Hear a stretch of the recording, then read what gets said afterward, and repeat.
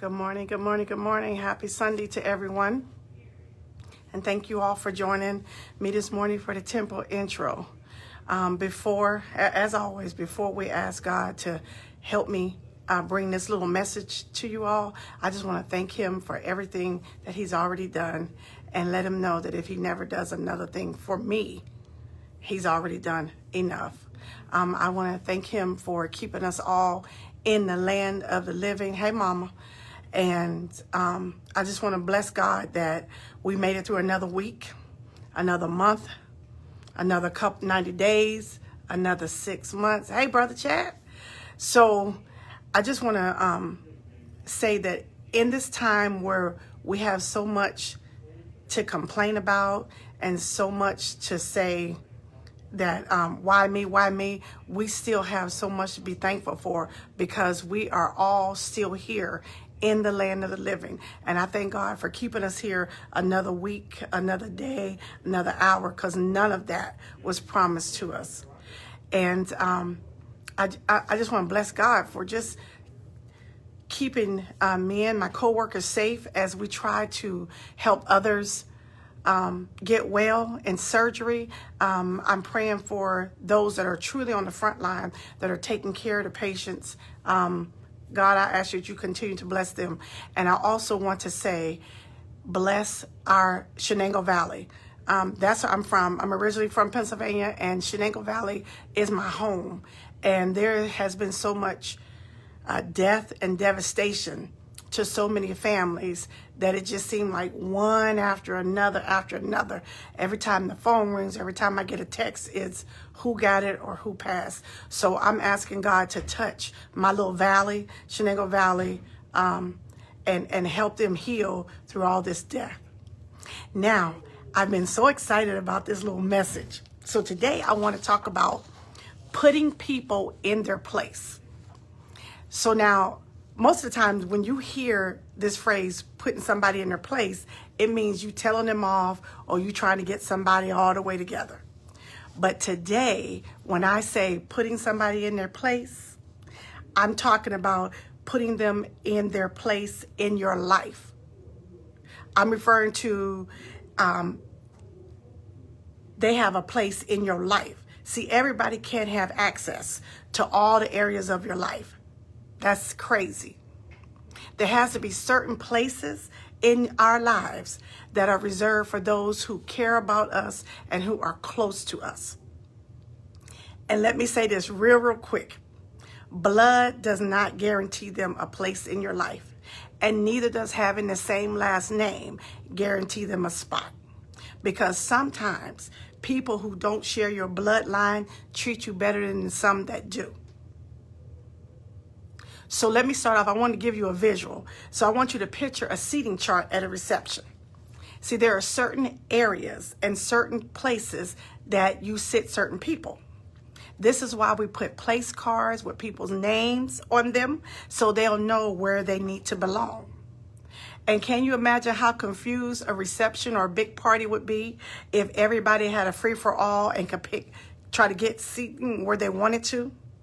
If you don't designate where people are supposed to sit in the rooms of your life, you'll have people who don't deserve a place close to you all up in your reserved space. Let me say that again. If you do not designate where people belong in your life, in the rooms of your life, you're going to have people that you're going to look up and say, how'd they get here? How'd they get this close to me? So we need to understand there's a big difference between friends, associates, and acquaintances, because we seem to mix up the two. We have to quit giving associates and folks that we're just acquainted with the same privileges as friends, because a friendship is not one-sided, but reciprocal in nature. So if you're always giving and they're always taking, that's not a friendship. That's an arrangement. If you're the one always giving and they're the ones always with their hand out, that ain't a friendship. That's an entanglement. Because when somebody is a taker, Listen to me. When somebody is a taker, giving is not in them. So no matter how you try, no matter how many hints you throw, and how many, oh man, I wish I had, if they are a taker, that's their job. And giving is not in them. So we all have that one friend or that one family member that is a taker or a get over. And instead of calling them on their stuff, we wait till they leave and then we talk about them. But guess what? They don't care, because a get over's goal is to get over. And if they got one over on you, then their mission was accomplished. So instead of being mad at them for getting over on you, be mad at yourself for letting them get over on you. So don't talk about them once they leave. Get them straight while they're there. You can do it in a nice way. You don't have to cuss and fuss to tell somebody the facts. And they can get mad, but facts are facts. So if you telling them the truth, let them get mad and walk away. But I bet you the next time they won't try to get over on you. So like I said, instead of being mad at them for getting over on you, be mad at yourself for letting them get over you. And then I want you to change their seat in your life. You hear me? I said change their seat. If they're always calling you in crisis mode and you drop everything you're doing to go see about them, but the one time you need them, you can't find them, change their seat. When they wake you up in the middle of the night out of your sleep with a problem and you talk them through it, but the one time you call them, your call goes to voicemail, you got to change their seat. If you're the one always giving in the relationship, and when you ask them for something, they ain't got it, you got to change their seat.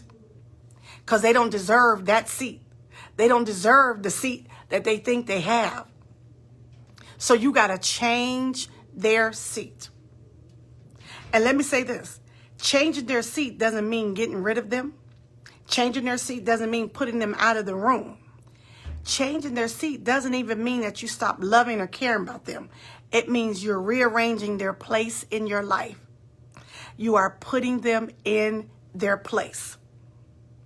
And eventually, well, but eventually they'll figure out, oh, I shouldn't be up that close. Oh, my seat is way back here. Keep that same energy.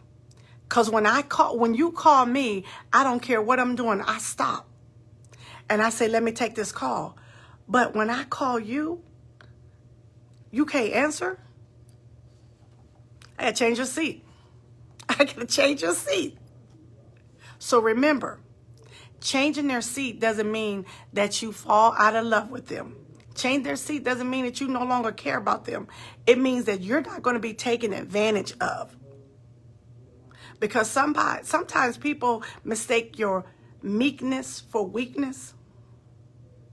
But you got to get them all the way together and put them in their place. So the next time you hear somebody say, I got to put them in their place, they're not necessarily talking about telling somebody off. They're saying, I got to fix the relationship that I have with them. I got to get them in another spot, because the spot that they're taking up, doing nothing for you, is a spot that somebody that actually cares about you can take. So get them out that seat. Send the usher to get them. Excuse me, this seat is reserved for somebody to care about me.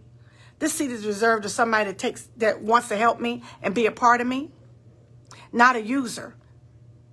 This seat is not for takers. This seat is for a giver.